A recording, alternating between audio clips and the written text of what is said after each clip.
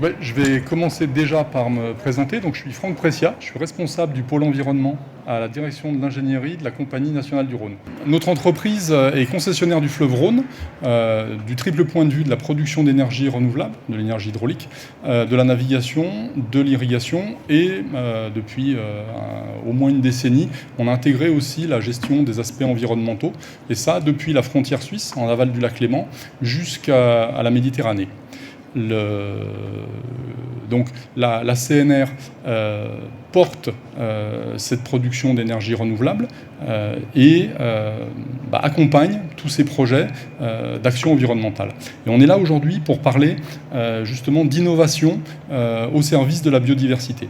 Donc nous allons avoir une présentation par 4 intervenants. Donc d'abord, Madame Elisabeth Hérault, qui est présidente directrice générale de la Compagnie nationale du Rhône. Éric Orsena, écrivain et aussi ici président de l'association Initiative pour l'avenir des grands fleuves, qui cherche à mettre en relation les fleuves entre eux et de trouver les solutions qui permettent d'améliorer les problématiques d'un fleuve vers un autre.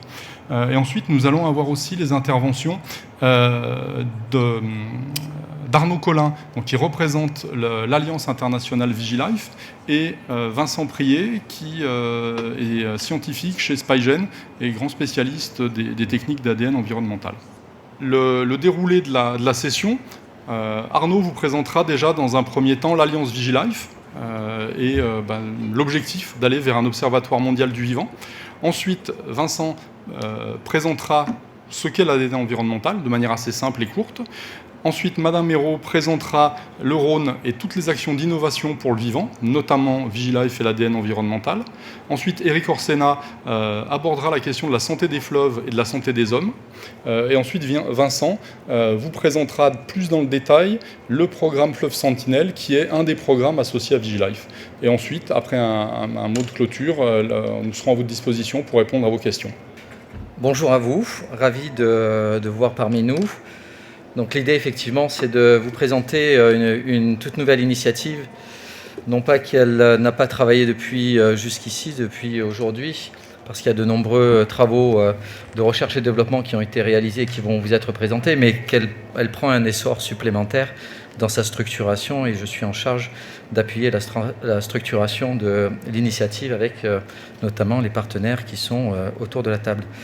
Donc le Congrès mondial était l'occasion de présenter cette initiative, de faire son lancement. Vous avez magazine, on est la 3e session aujourd'hui de présentation, la première a porté sur le milieu marin, la 2e sur la coopération internationale hier, et aujourd'hui on traite plus particulièrement de la thématique des fleuves.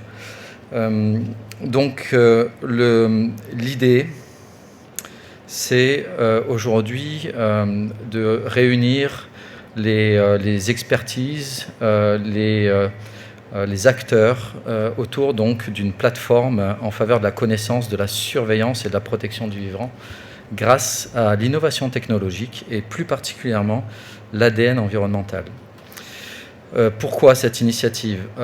Une raison simple en fait, c'est que vous connaissez tous maintenant IPBES et le dernier rapport, l'évaluation mondiale de la biodiversité et des services écosystémiques, donc publié en 2020, a montré en tout cas, ou mis en valeur la nécessité d'absolument continuer à travailler et à progresser dans le domaine de la connaissance. Donc des lacunes de connaissance sont encore extrêmement importantes et qui ont toute une série d'incidences, bien entendu, sur notre compréhension de la relation au vivant, de comment fonctionnent les écosystèmes et surtout, si on perturbe ces écosystèmes, comment ils réagissent, ou bien si on protège ces écosystèmes, est-ce qu'on les protège bien, et là aussi, comment mesurer véritablement la réaction de l'écosystème en espérant, bien entendu, qu'on améliore son fonctionnement, notamment, mais aussi toute sa diversité et sa fonctionnalité. Donc Vigilife se place spécifiquement sur cette question de connaissance et de surveillance de long terme en lien avec les recommandations internationales des experts d'IPBES. Alors Vigilife, c'est quoi ? Donc c'est une plateforme internationale. Dans l'idée, c'est mettre l'innovation au service de la connaissance et de la protection du vivant. Elle développe un observatoire mondial du vivant, développé notamment donc, sur les technologies de l'ADN environnemental, puisque aujourd'hui, cette technologie arrive à un stade de mise au point suffisant pour être dans le déploiement au niveau d'un certain nombre d'actions, bien sûr, et de mesures de gestion et de protection de l'environnement et de la biodiversité, mais aussi de s'inscrire dans le long terme, bien entendu, et au plus proche des territoires et de suivre l'évolution des écosystèmes dans les territoires. Donc les partenaires ont décidé de s'associer autour de 10 objectifs qui vont de l'inventaire, bien entendu, mais surtout de la surveillance dans un cadre de partenariat très étroit. La coopération au service des territoires, c'est le cœur du fonctionnement de VigiLife. Vous le voyez bien, l'idée, c'est bien entendu de travailler sur une plateforme qui regroupe les acteurs de la recherche, les acteurs technologiques et les acteurs gestionnaires et tous les praticiens qui interviennent dans le domaine de la biodiversité. Et tout ça, bien entendu, c'est à l'échelle d'un territoire donné. Le territoire peut être un écosystème, un fleuve, c'est ce qu'on va vous présenter immédiatement, mais c'est aussi le milieu marin, ça peut être aussi une région en tant que telle, avec des autorités qui souhaiteraient renforcer leur dispositif de surveillance de la biodiversité terrestre ou marine ou d'eau douce. C'est aussi toute une démarche en fait, c'est pas simplement un inventaire à réaliser sur un site avec un protocole donné, mais on est dans une construction vraiment de coopération au plus proche du territoire avec les acteurs du territoire. Ça peut se passer en métropole, mais aujourd'hui ça se passe en Colombie par exemple, ou au Portugal, où des partenariats sont développés avec le monde de la recherche et les utilisateurs de la connaissance. Dans cette logique de aussi transférer les coopérations, les expertises et la technologie pour véritablement être dans des coopérations équilibrées. Voilà. Le dernier point, c'est que, bien entendu, c'est une initiative qui est fondée sur la science. Et tout le travail et la présentation qui va vous être faite ici par Vincent en fin de session va vous montrer toute la qualité scientifique qui a été obtenue depuis maintenant 10 ans, avec un travail étroit donc entre des universités, des chercheurs, des organismes de recherche et bien entendu la société aujourd'hui qui travaille directement dans le développement de la technologie. Donc c'est plus de 50 publications scientifiques reconnues internationalement dans des revues scientifiques internationales à travers, depuis 10 ans, de nombreuses interventions, projets scientifiques et technologiques qui sont maintenant prêts avec une méthode de haut niveau et des standards de haut niveau à être déployés dans les territoires en coopération avec tous les acteurs. Voilà, donc ça c'était ma petite introduction. Je vous remercie de votre attention. Merci Arnaud. Avant que Vincent prenne la parole pour vous parler de l'ADN environnemental, de qu'est-ce que c'est que l'ADN environnemental, je rebondis sur ce que disait Arnaud et sur les propos d'Emmanuel Macron en début de congrès, où il a quand même rappelé qu'on avait besoin d'outils scientifiques rigoureux, puissants, robustes, pour aller mesurer, pour aller évaluer l'évolution de la biodiversité. Et ça, c'est un enjeu majeur. C'est-à-dire que des outils scientifiques existent, mais souvent, on a des outils qui amènent des indicateurs, mais qui ne sont pas suffisamment robustes. C'est vraiment un point d'actualité qui vraiment est partagé par l'ensemble des acteurs décisionnels. Je vous laisse la parole, très cher Vincent. Bonjour, donc moi je vais vous présenter effectivement en quelques mots et de manière assez simplifiée ce que c'est que l'ADN environnemental. Donc le principe, c'est que tous les organismes vivants relâchent des cellules dans l'environnement. On peut avoir à l'esprit les cellules de peau morte, mais il y a aussi les fesses, ça peut être via la salive. À titre d'exemple, dans une vie humaine, on perd à peu près 18 kg de cellules de peau morte. Ces cellules contiennent de l'ADN, et aujourd'hui les techniques d'analyse génétique un peu poussées qu'on utilise, qui sont finalement assez proches des techniques de police criminelle ou alors des techniques d'analyse de l'ADN ancien quand on vous parle du séquençage de l'homme de Néandertal, ces techniques très poussées permettent de détecter l'ADN de ces cellules dans l'environnement. Et à partir de ces fragments d'ADN dégradés qu'on va collecter dans l'environnement, on va essayer de les matcher avec des bases de référence, c'est-à-dire des séquences ADN qu'on connaît sur des organismes qui ont été dûment identifiés. Et donc on va pouvoir dire quels sont les organismes à qui appartiennent ces cellules, ces fragments d'ADN, et donc faire un inventaire de l'ensemble du vivant dans un cours d'eau à partir de prélèvements d'eau. Je parle d'eau, on va beaucoup parler d'eau. On peut aussi le faire à partir de prélèvements de terre, mais dans ce cas-là, on a une dilution qui est très très faible. Et on peut aussi le faire avec de l'ADN qui se trouve dans l'air, mais dans ce cas-là, on a des dilutions qui sont énormes. Donc l'eau nous semble vraiment la bonne échelle pour ces inventaires du vivant. Donc rapidement, le principe, c'est qu'on on utilise des pompes. Alors il y a plusieurs modèles de pompes. Là, c'est une pompe assez simple qui tient dans la main, qui permettent de prélever et de filtrer 2 fois 30 litres d'eau.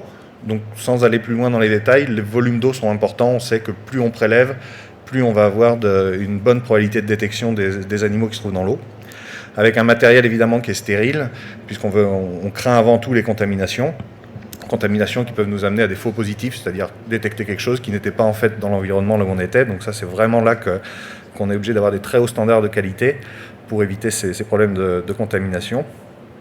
Et puis l'aspect base de référence aussi est très très important, puisque in fine, on va avoir des fragments d'ADN qu'on va coller sur des fragments connus. Donc ça veut dire qu'il faut avoir quand même une base de référence assez solide sur un petit peu l'ensemble du vivant. Et puis on a effectivement tout un protocole de laboratoire où là tout est optimisé pour éviter les contaminations et pour rechercher de l'ADN rare, puisque c'est de l'ADN qui est très très rare qu'on va aller chercher dans le milieu. Voilà, j'ai fini. Je passe la parole. Merci, à Elisabeth Hérault. Merci Vincent. Alors, ADN environnemental, gros niveau de science, enjeu de biodiversité, qu'est-ce que ça vient faire dans le monde de l'industrie, dans le monde de la production d'énergie, dans le monde de la navigation? Donc, Elisabeth Hérault, pour lancer un petit peu les échanges, en tant que présidente directrice générale de CNR, comment est-ce que vous voyez ces apports de l'innovation dans nos métiers à la base industrielle et gestionnaire? Je vais commencer par dire que lorsqu'on gère, comme l'a dit Franck tout à l'heure, un fleuve dans sa totalité et qu'on en vit, puisqu'en fait c'est bien du fleuve que nous tirons nos revenus. Quand nous avons eu, il y a déjà quelques décennies, la charge de tirer des revenus du Rhône, mais de redistribuer au Rhône une partie des revenus qu'il nous a permis d'avoir, il est évident qu'on peut, je dirais, s'intéresser au fleuve d'une autre façon, c'est-à-dire d'une façon globale. Je voudrais en profiter pour dire que ce que je trouve intéressant dans l'opération Vigilife, c'est qu'en fait, on est dans un monde extrêmement siloté, où chacun, et je le vois même ici, je le dis, les quelques conférences auxquelles j'ai participé, chacun s'occupe finalement, avec beaucoup d'expertise, d'un domaine particulier, mais on manque quand même assez cruellement, je trouve, d'une vision globale. Et un fleuve ne permet pas ce morcellement. Si on veut comprendre un fleuve, si on veut l'accompagner, il faut absolument le regarder dans sa totalité. Et je trouve que Vigilife est une très belle initiative parce que finalement, on retrouve ensemble le monde scientifique, les entreprises, les associations, les ONG, je ne vais pas tous les citer, les entreprises, le grand public, voilà. Et que c'est un petit peu comme ça, je pense qu'il faudrait qu'on agisse dans le futur pour qu'on puisse effectivement comprendre un petit peu mieux les problèmes que nous rencontrons sur cette planète. Alors, pour en venir directement à votre question, lorsque les équipes de CNR étaient venues me présenter en fait l'ADN environnemental, j'ai tout de suite adhéré parce que je pense que pour bien gérer un élément naturel, il faut bien le connaître. Et pour bien le connaître, il faut savoir l'analyser, le comprendre, avoir des données fiables. Alors on fait des pêches électriques, c'est vrai depuis des années. En même temps, j'ai parfaitement conscience que nous vivons de la nature qui nous entoure. Et ça, c'est un vrai sujet, je trouve, qu'il faut oser aborder. C'est que nous impactons de toute façon notre environnement, quoi que nous fassions. Le simple fait d'être ici, chacun d'entre nous, quelles que soient ses convictions, impacte son environnement. Et donc, en fait, l'idée, c'est plutôt de travailler, et c'est cela que les équipes m'avaient présenté, c'est de travailler en minimisant, en tout cas, ce type d'impact et en évitant les pêches électriques. Et j'avais trouvé cela intéressant, même si, comme vous l'avez très bien décrit, les choses ont évolué. Donc, pour moi, l'avantage du Rhône, c'est que c'est un laboratoire à ciel ouvert, que c'est une formidable occasion d'expérimenter un certain nombre d'innovations, dont effectivement l'ADN environnemental, mais nous en expérimentons aussi d'autres. Voilà. Et donc on a découvert, je crois qu'on peut dire, peut-être que ça sera évoqué par l'un d'entre vous, on a découvert énormément de choses avec cet ADN environnemental. Alors, c'est l'exemple pour moi. Souvent, on me présente des innovations, il y a beaucoup de bonnes idées, parfois elles sont plus difficiles à décliner. Je trouve que l'ADN environnemental, réellement, c'est vraiment, pour moi en tout cas, depuis 8 ans que je suis à la tête de cette entreprise, c'est vraiment l'exemple le plus frappant de comment on passe de la R&D à une application concrète et utile, en fait, à notre fleuve. Voilà, donc c'est comme ça que je perçois l'ADN environnemental pour répondre à votre question, Franck. Je pense qu'on peut utiliser les fleuves, mais que pour les utiliser sans leur faire du mal, il faut les connaître. Merci. Si je peux aller un petit peu aussi sortir du scope purement ADNE et rester sur la thématique de la biodiversité, est-ce que vous pouvez nous dire quelques mots des grands programmes de restauration écologique qui sont en cours sur le fleuve Rhône, alors, dont portés par CNR, mais avec d'autres partenaires, parce que, quelque part, on a tendance souvent à entendre, vous êtes partenaire d'un des plus gros programmes de restauration écologique au monde. Je pense que ça peut être aussi intéressant, et ça fait lien avec la présentation de ce matin de Christophe Moiroux dans le pavillon France. Oui, comme je le disais, ce fleuve nous permet de vivre, il permet de produire de l'électricité dont nous avons énormément besoin sur cette planète. Il permet aussi de faire vivre 1400 personnes. Voilà, il a l'avantage aussi de permettre la navigation, l'irrigation des terres agricoles, le prélèvement d'eau potable, etc. Donc ce fleuve, par définition, un fleuve est vivant. Peut-être que depuis qu'on en parle avec Eric, et il en parle infiniment mieux que moi, parce que comme il le disait ce matin, on a besoin de narration, on a besoin d'expliquer aux gens pour qu'ils comprennent réellement. Un fleuve, chaque jour change. Un fleuve nous démontre qu'il peut se fâcher, il nous démontre qu'il peut mourir. On a vu des fleuves, on a avec Eric été voir des fleuves qui étaient malades et des fleuves qui n'arrivaient plus jusqu'à la mer. Et donc, par définition, c'est un organisme vivant. On pense souvent à un arbre, mais regardez le fleuve différemment. Quand on regarde un fleuve qui est vivant, en fait, on se rend compte qu'il fait partie d'un écosystème. Il n'est pas tout seul. L'eau qui coule n'arrive pas par hasard, elle arrive parce qu'il y a tout un écosystème qui permet effectivement à ce fleuve de rassembler l'eau des neiges, des glaciers, hélas d'ailleurs, puisqu'ils fondent vite, mais on va pas ouvrir ce débat. Mais ça permet aussi de comprendre les bassins versants, la façon dont le fleuve est constitué par ses affluents, etc. Et si on considère effectivement que ce qu'on regarde est un organisme vivant, ça veut dire qu'il faut prendre soin de lui. Et prendre soin de lui dans tout ce que nous faisons chez CNR, parce que sans cette biodiversité, sans l'environnement du fleuve, le fleuve n'existera plus. Donc j'ai envie de dire qu'on peut voir les choses de deux façons. Nous nous y intéressons par conviction ou nous nous y intéressons par intérêt. Parce que si le fleuve disparaît, on dit qu'on va avoir 40% d'eau en moins dans le fleuve entre 2050 et 2100, c'est beaucoup. Ça peut complètement modifier à la fois notre façon d'utiliser le fleuve, la production d'énergie, les revenus, etc. Donc forcément, il faut qu'on se penche sur le fleuve pour bien mieux le comprendre et le faire vivre. Et parmi les choses effectivement que nous faisons, Franck a raison, c'est l'agence de l'eau qui nous accompagne et qui dit toujours que c'est le plus gros programme de restauration écologique au monde, donc je les crois et je les remercie d'ailleurs de nous accompagner aussi régulièrement. Parmi ces programmes de restauration, nous travaillons à reconnecter en fait le fleuve avec ce qu'on appelle à tort aujourd'hui des bras morts, parce qu'en fait ce sont des bras vivants, à la condition que ces bras morts ne soient pas déconnectés du fleuve, parce qu'effectivement ils deviennent morts. Et pourquoi ces bras qui s'appellent des lawns sur le Rhône sont aussi importants, comme pour beaucoup de fleuves. Eric a une jolie expression qui est le chevelu du fleuve, le fleuve des cheveux, en fait des méandres. Oui, on va pas faire de la psy là-dessus, mais c'est vrai que c'est étrange. Donc ces cheveux que le fleuve a ont une fonction bien sûr de maintien de la biodiversité qui a disparu lorsque le fleuve a été coupé de ses bras, parce que l'homme, dans les années 1800-1850, il n'y a pas qu'aujourd'hui que nous faisons quelques bêtises. On en a aussi fait par le passé, moins, c'est vrai, mais on en a aussi fait. Et donc en fait, dans les années 1800-1850, les hommes voulaient rétrécir le fleuve. Et il voulait rétrécir le fleuve parce qu'en fait, il voulait que le fleuve, en étant plus ramassé, puisse mieux creuser le chenal de navigation sans l'intervention des hommes. Ça a très bien marché, hein. Ils ont effectivement mis des épis, ils ont fait un travail exceptionnel, les ingénieurs avaient raison, tout s'est bien passé. Mais on s'est rendu compte effectivement qu'en faisant ça, eh bien, ces bras vivants qui étaient la respiration du fleuve, à la fois des sources de biodiversité, mais aussi les endroits où le fleuve, quand il commençait à se gonfler un petit peu parce qu'il avait beaucoup d'eau, un petit peu de fureur, etc., ça lui permettait de s'étaler un petit peu au travers de ces bras morts. Et donc on a réalisé qu'on avait coupé du fleuve tous ces bras morts. Et aujourd'hui, ce plus grand programme de restauration consiste en fait à reconnecter le fleuve avec ses bras.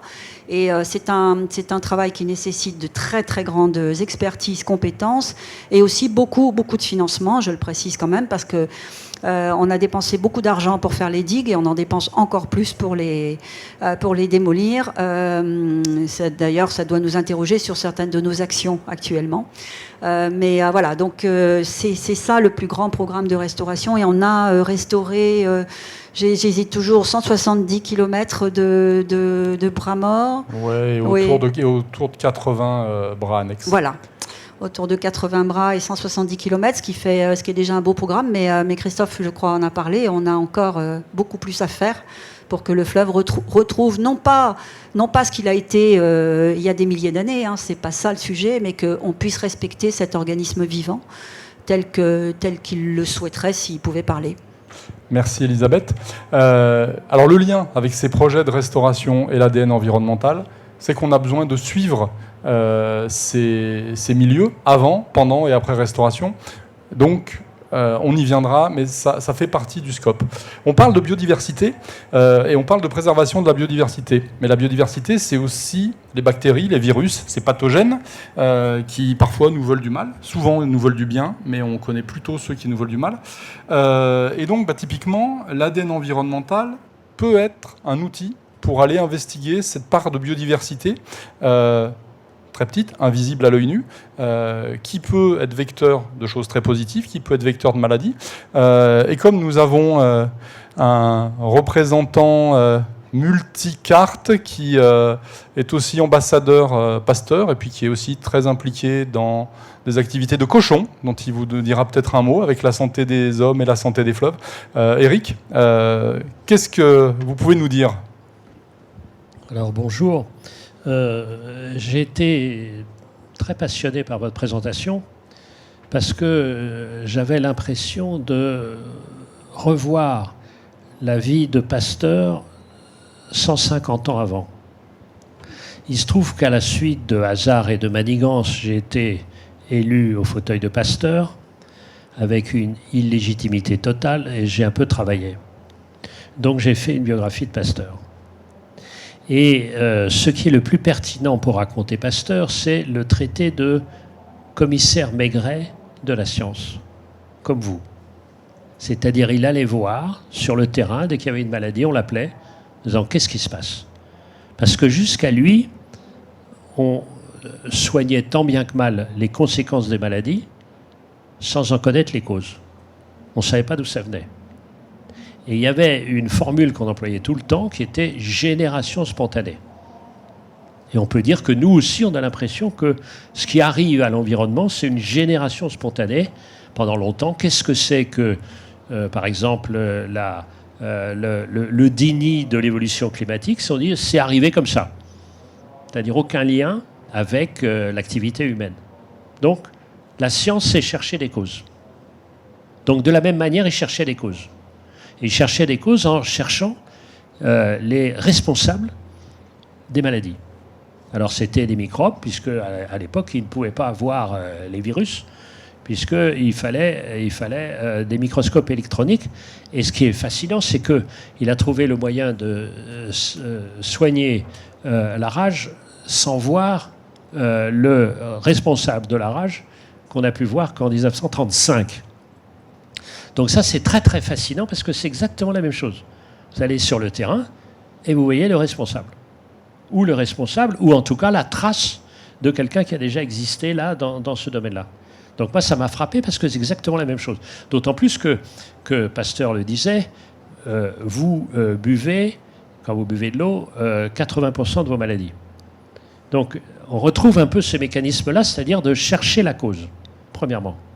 La deuxième remarque que je voulais faire, c'est que on a été de plus en plus loin dans le domaine de la connaissance et par la vue. C'est-à-dire que quand vous parlez, quand j'ai été élu à l'Académie française, il y avait des tas de gens, dont le professeur Jean Bernard, qui me disait que, au fond, ce qui a permis le plus à progresser la médecine, c'est deux choses. Ça peut être les antibiotiques, mais plus encore la manière de voir. Si on a vu les choses. On a vu les choses par la radio d'abord, mais ensuite les échographies, les IRM, les PET scans, etc. Tout ce qu'on peut imaginer. C'est-à-dire on savait où on est. Donc on continue encore dans la vue. Ce que vous faites, c'est pas du tout la même chose. Et moi, il se trouve que je suis le parrain d'un des microscopes les plus puissants du monde qui s'appelle Titan. Et ce Titan permet de voir l'action sur une cellule d'un médicament. Donc c'est quelque chose un peu du même genre. C'est-à-dire on est dans l'exploration de la vie. Et cette exploration de la vie, moi j'ai découvert, je croyais un peu naïvement qu'on savait tout depuis le temps qu'il y avait des gens qui regardaient. Eh bien c'est pas vrai.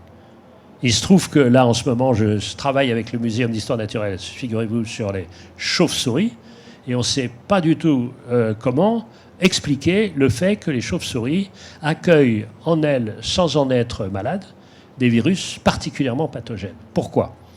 Parce qu'elles vivent depuis si longtemps, 40 millions d'années, puisqu'elles sont des mammifères, c'est-à-dire que quand elles volent, c'est-à-dire quand elles volent, elles doivent activer des métabolismes tellement puissants qu'ils peuvent lutter contre les attaques des virus, etc. etc. Donc on ne sait pas ça. Alors qu'elles vivent près de nous, et d'ailleurs on envahit leur domaine, et c'est pour ça qu'elles ne sont pas contentes, mais on ne les connaît pas. Donc moi je suis frappé, plus j'avance dans un vernis de connaissances, plus je suis fasciné par ce qui nous reste à savoir. Et donc, quand j'ai vu ce programme, j'ai été absolument émerveillé. Parce qu'on me disait cultiver, parce que j'avais lu beaucoup de livres dans les différents domaines des sciences humaines, mais pas des sciences de la vie. Et ça veut dire quoi être cultivé quand on ne connaît rien de la vie? Alors, étant donné mon âge, il valait mieux, avant de quitter cette vie, que j'en connaisse 2-3 mécanismes. Deuxième remarque, c'est le lien. Alors, il faut bien que vous vous rendiez compte que la vie, elle est religieuse, au sens étymologique. C'est-à-dire recueillir, ça c'est le rôle des scientifiques, et relier. Il n'y a pas de frontière dans la vie. Et ceux qui n'ont pas compris, grâce ou à cause de cette pandémie, que tous les éléments du vivant sont reliés entre eux, ceux-là, mais je me demande ce qu'il faut leur mettre dans la tête pour qu'ils arrivent en fait à cette évidence. Et que c'est évident que si les végétaux vont mal, eh bien l'ensemble du règne animal va mal. Comment ne pas comprendre que nous sommes juste des petits membres du monde animal, et que si l'environnement globalement va mal, évidemment le végétal va mal, toute la chaîne du vivant va mal. Et on s'en est rendu compte extrêmement concrètement.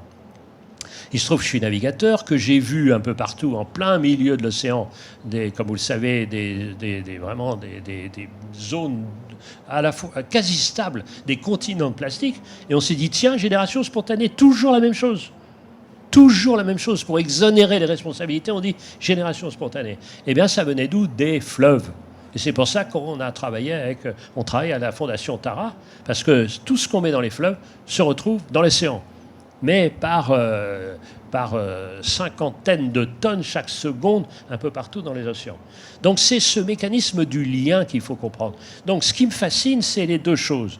D'abord, on trouve le vivant, et nous, êtres humains, rappelons-nous ça, n'avons pas le monopole du vivant, et si nous vaccinons les pays du Nord sans vacciner les pays du Sud, évidemment, le virus qui a aussi droit au vivant, enfin droit, en tout cas il se l'octroie, eh bien il va muter et il va revenir vers nous de façon violente. Donc cette unité de la planète qui est absolument évidente, on ne veut pas le voir. Et c'est une sorte d'allégorie de nos sociétés, et plus vous avez d'inégalités, plus votre société est en péril.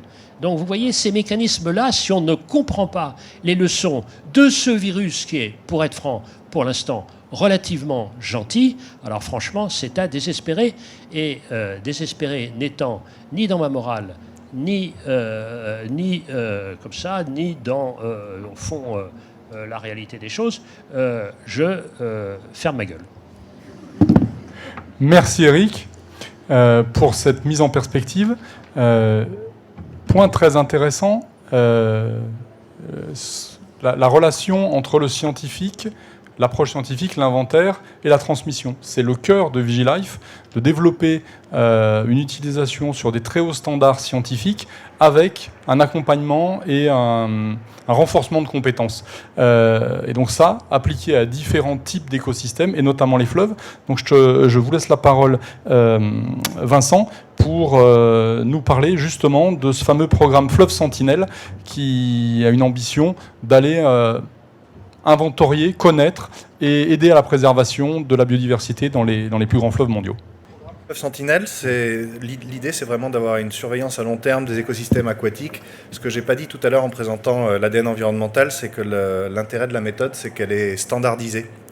Donc elle est reproductible.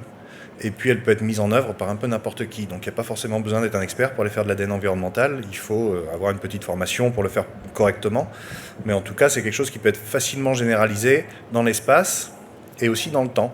C'est-à-dire si on revient 10 ans après sur un fleuve, on peut reproduire exactement le même protocole ou quelqu'un d'autre peut le faire et on pourra comparer les résultats entre les deux missions. Donc je vais vous présenter ce qui a été fait sur le Rhône, que certains d'entre vous connaissent bien, j'ai cru comprendre. Donc c'est une campagne d'échantillonnage, je pense que c'est la première de cette envergure, en tout cas en France, où il y a eu, si je ne me trompe pas, un peu plus de 70 points d'échantillonnage qui ont été répartis un peu partout sur le fleuve. Et sur ces points d'échantillonnage ADNE, on a analysé les poissons, puis les bivalves. Sur un point d'échantillonnage, on peut choisir les groupes qu'on analyse. On aurait pu faire les vertébrés, les mammifères, les amphibiens. Dans ce cas précis, on a choisi les poissons et les bivalves. Bon, les poissons, pour des raisons évidentes, sont des espèces qui sont assez charismatiques, assez populaires, qui sont pêchées. C'est aussi une ressource halieutique et il y a des espèces indicatrices.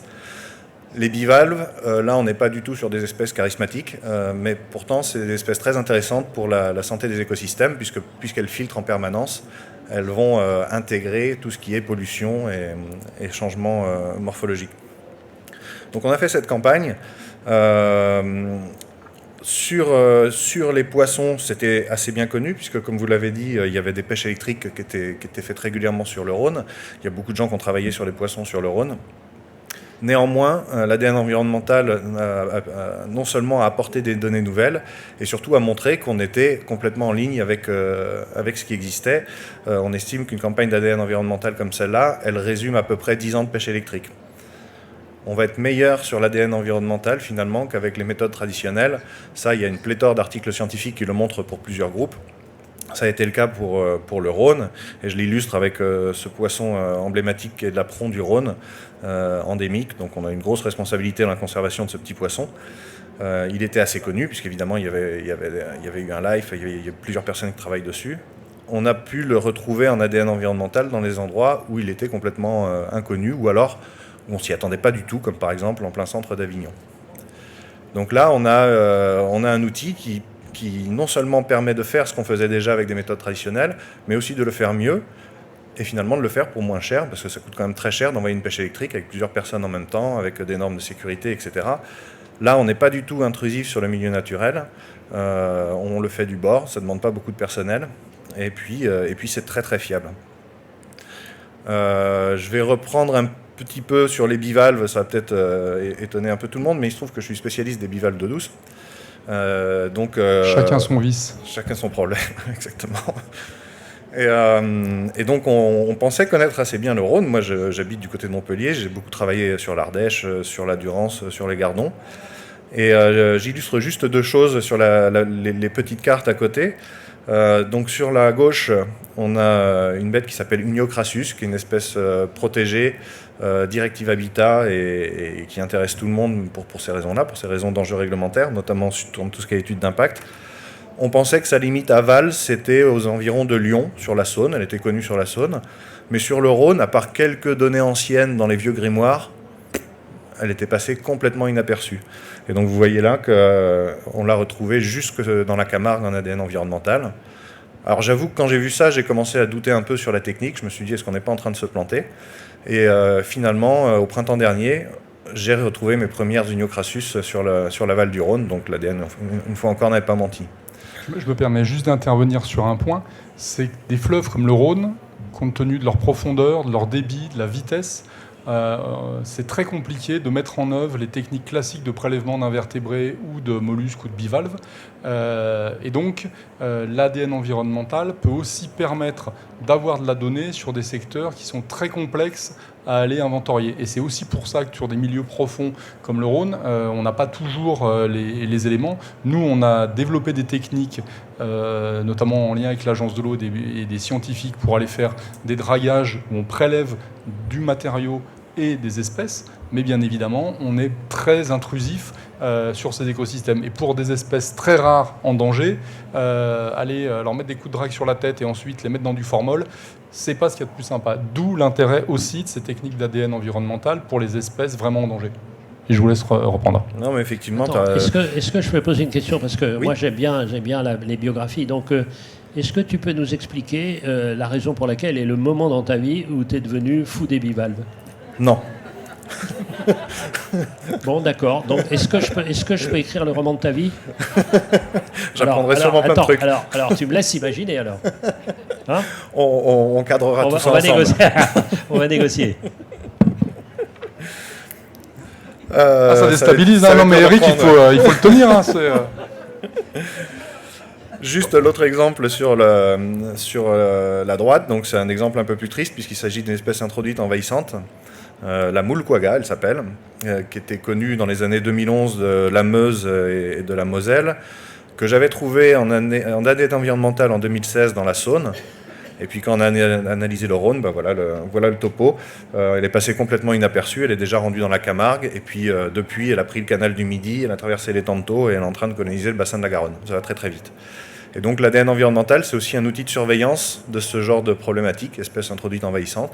Donc ça peut servir à la fois à améliorer la connaissance dans un but de conservation, et puis à la fois d'avoir un rôle de vigie pour des problématiques assez globales comme les espèces introduites envahissantes. C'est donc le contrôle de l'immigration des bivalves.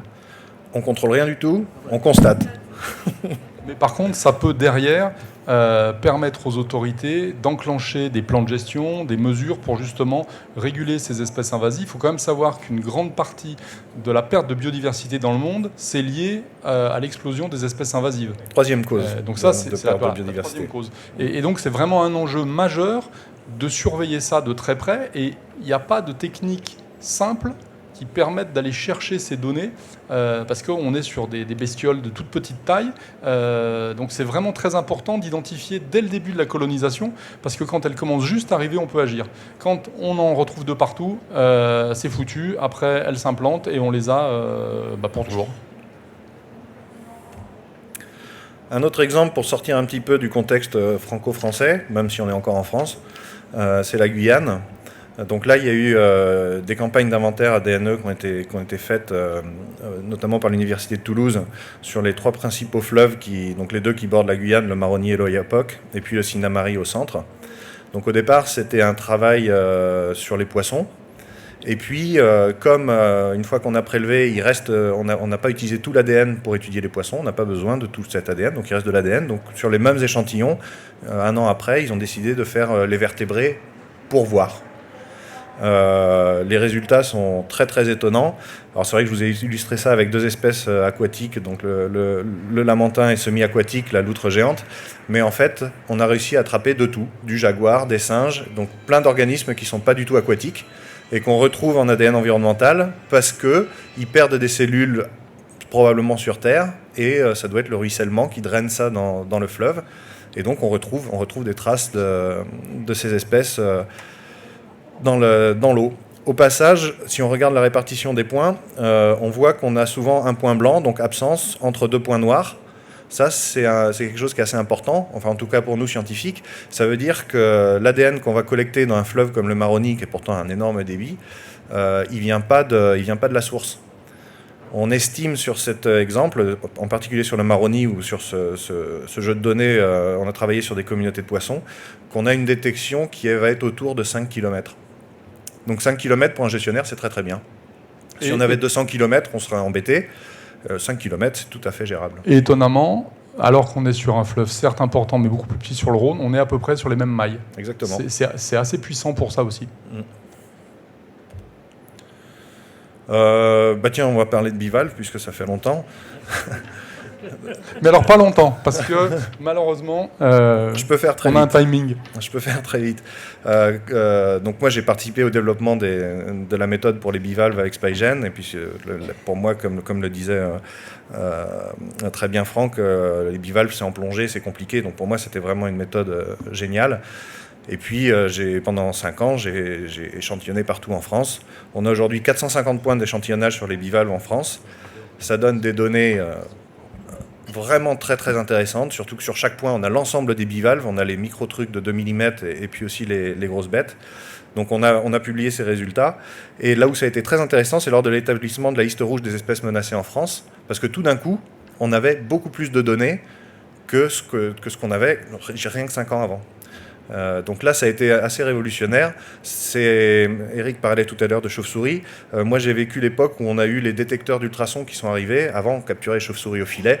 Ça a été un changement de paradigme total. On a multiplié par 10 ou 100 la capacité de collecter des données. C'est exactement ce qui nous arrive avec l'ADN environnemental aujourd'hui. Voilà, rapidement, le projet Fleuve Sentinelle. Donc l'idée, je vous ai montré 2-3 exemples, c'est de déployer la technique sur les 30 fleuves qui nous ont paru les plus intéressants dans le monde pour avoir un inventaire à un temps T et puis après du suivi. Donc pour pouvoir réitérer ça ou donner les moyens au pays localement de pouvoir le faire. Donc on choisit des amorces vertébrées pour avoir l'ensemble des vertébrés, poissons bivalves parce que c'est très bon indicateur de qualité des eaux, et on a décidé aussi de faire eucaryotes, procaryotes.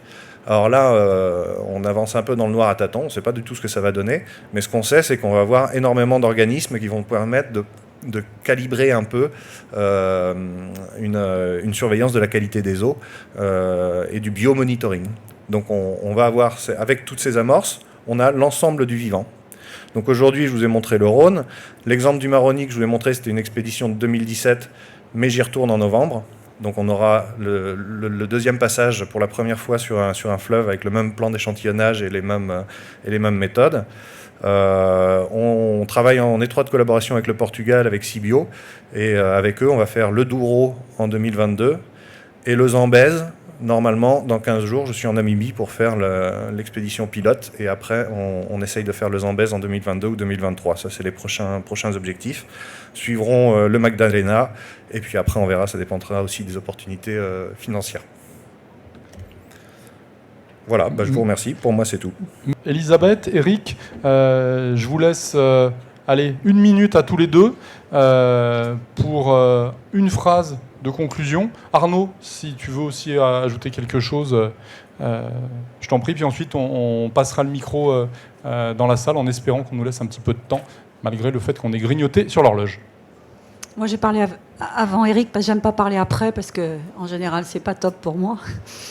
Donc, non, ce que je veux dire, c'est qu'avec ce que vous exposez, moi, j'ai absolument la conviction que pour protéger, il faut mieux connaître, il faut savoir partager, et que pour faire ça, il faut avoir des données fiables. Effectivement, vous avez raison, le fait qu'on puisse partout sur la planète utiliser les mêmes méthodes, avoir le même type d'analyse, c'est ce qui nous permettra effectivement de rapprocher tout ce que nous sentons sur tous ces fleuves qui sont essentiels à la survie de l'humanité. Une question, est-ce que tu peux m'emmener sur le Magdalena ? Super, il faudra lui dire ça, hein, il va venir. Et là, c'est l'enfer après. Est-ce qu'il reste un micro ? Non, Oui, merci Franck. En tout cas, c'est difficile de prendre un peu de hauteur, mais Eric nous amène justement à prendre de la hauteur. Je crois que personnellement, en fait, au-delà de l'aspect très pratique, technique, ingénierie, repousser les limites de la connaissance, mieux protéger, mieux comprendre, il y a quand même une dimension qui s'ouvre encore plus fortement, une dimension justement philosophique, qui est notre relation au vivant et de comprendre encore plus la relation au vivant, dans lequel, bien sûr, on est dans cette grande aventure, vous l'avez dit, Eric. Et j'espère en tout cas que voilà, c'est pas une méthode comme une autre, mais c'est une méthode qui va nous permettre d'ouvrir des champs de réflexion qui soient plus philosophiques aussi dans notre relation au vivant. En tout cas, c'est ce que j'aimerais. Merci beaucoup. Une action concrète pour la biodiversité. On entend beaucoup de paroles, là c'est de l'action, c'est opérationnel, ça va sur le terrain et ça contribue à inventorier, à connaître et à préserver.